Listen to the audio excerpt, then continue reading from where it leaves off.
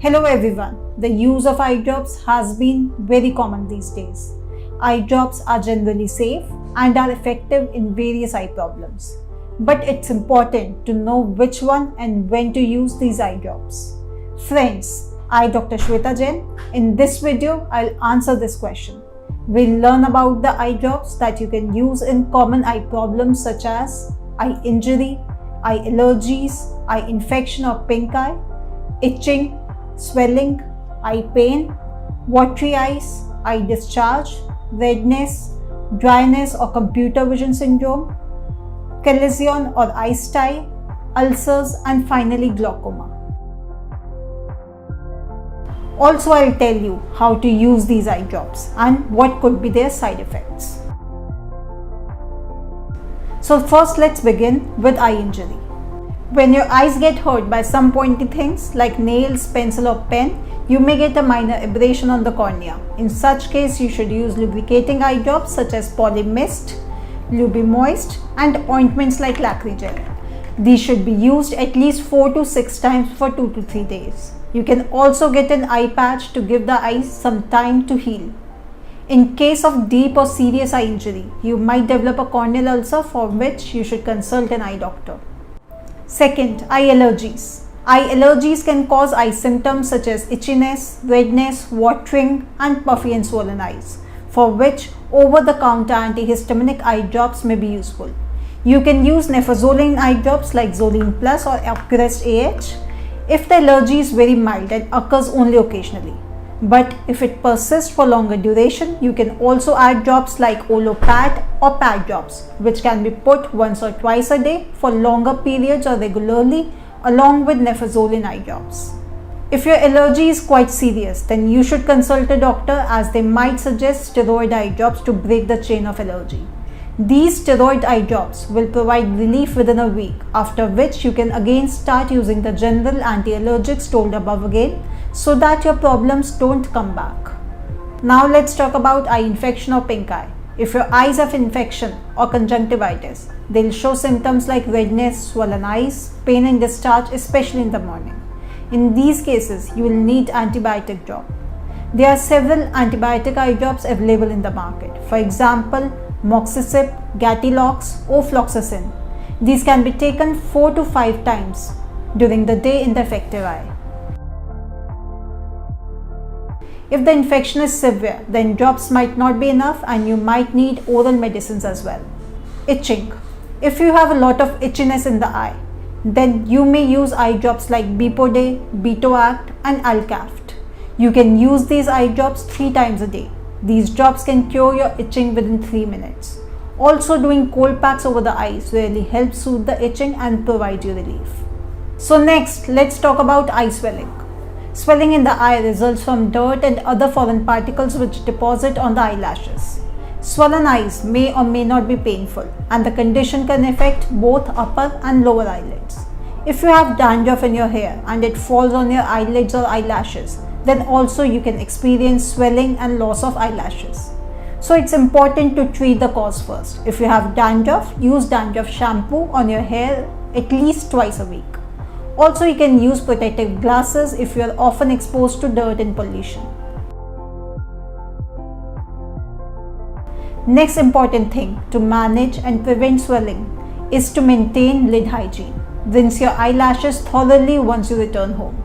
The better way out to clean your eyelashes and eyelids is to use just tear wipes or hypoclean solution. They have cleansing action with antibacterial properties.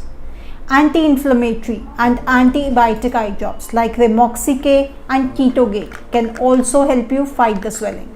Also, warm compression on the eyes will help in opening up the pores around the eyes, thus helping in relieving the swelling. Watering. Watery eyes is a very common phenomenon, but it is not typically harmful, though it is inconvenient for the patient. In case of mild watering, you can try eye drops such as Zoline Plus, Accurest, etc. In case of extensive watering, steroid eye drops might help, but it's better that you consult the doctor for the same. Watering is also common in old age because of loose skin around the eyelids. There is nothing to panic about this as this is natural. Eye discharge. Sometimes due to an eye infection, white or brown mucus gets accumulated on your eyelids or at the corner of your eye. You may also experience some continuous liquid discharge from your eyes.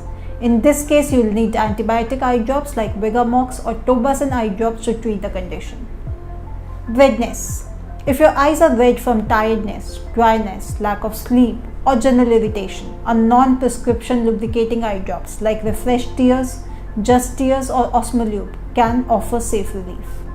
Allergic conjunctivitis is the most common cause of eye redness and usually causes itching, swollen eyelids, and watery bloodshot eyes.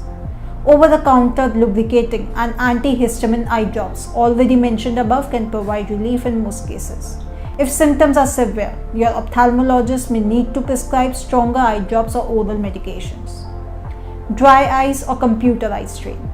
If you work on computer for a long time or your eyes are feeling gritty, red and dull, then you probably have dry eye syndrome. But not to worry, there are many lubricating eye drops available in the market you can use to treat it. Some of the examples of these are Cellunex eye drops, soft drops, eye mist eye drops. You can use these lubricating drops 3 to 4 times a day and you will feel better. Also, cold packs over the eyes, especially during summer, gives your eye a relaxing and soothing feeling. But if the problem still persists, then you can use some lubricating gels like Gentile gel or eye mist gel. These gel can be applied before sleeping, so they work all night to regenerate the tissues and cure your dryness. You can also take some omega-3 fatty acid capsule as these are very helpful in treating dry eyes. Next, let's talk about Chalazion or eye Stye. Stye and Chalazion are both conditions that cause swelling of the eyelid. A stye is a painful infection in the root of an eyelash which usually breaks open in about a week. On the other hand, Chalazion is a notorious swelling in the eyelid which does not go away easily. To treat this condition, usually home remedies like warm compresses are enough, but you may need a prescription for antibiotic eye ointment like Thomox and Moxicip eye ointment or eye drops such as Remoxi or Abdox. You may need to take antibiotic pill if the infection has spread to eyelid or eye. Eye pain. Eye pain could be due to various eye problems like dryness or eye strain. You can use lubricating eye drops to relieve yourself if this pain is mild and occurs after a tiring day. If the eye pain is accompanied by symptoms of any other condition such as conjunctivitis, blepharitis, stye, or even an injury, then refer to the respective eye drops as prescribed above. Next, let's talk about a serious condition called ulcer. An eye ulcer is an open sore on your cornea, the thin layer over your iris. An ulcer can cause redness, eye pain, watery eyes, blurry vision, pus or discharge from your eye, or swollen eyelids. Ulcer can occur due to various kinds of infections. Depending on the cause of your ulcer, you will probably get antibiotics, antivirals, or antifungal eye drops. You should consult an eye doctor right away if you are suspecting an ulcer because it can lead to blindness if not treated properly. Glaucoma. If you have glaucoma, the condition in which the pressure within the eye becomes more than normal, then to bring the pressure on normal targets, certain eye drops like Dorzox, Timo 5, Bimat, etc. can be used to get rid of the condition. But as we know, glaucoma is one of the commonest cause of blindness, so it's absolutely a no-no to self-medicate. So this was all about the common eye conditions and drop used in them. So let's learn how to use eye drops. You should lay down on your back or tilt your head up, then gently pull down your lower eyelid and squeeze 2 drops of eye drop in your eye. Whether you are using drops for glaucoma, dry eye, an infection or an allergy, you must use the drops correctly to get the full benefit. For eye drops to work best, there are certain things you should remember, like follow your doctor's instruction. The timing and the dosage of the eye drops can make a big difference in your treatment. Ask your doctor if it's okay to keep the drops in the refrigerator. Do not touch the dropper tip. If you do touch the dropper tip, you should pick up bacteria from your fingers and contaminate the bottle of medication.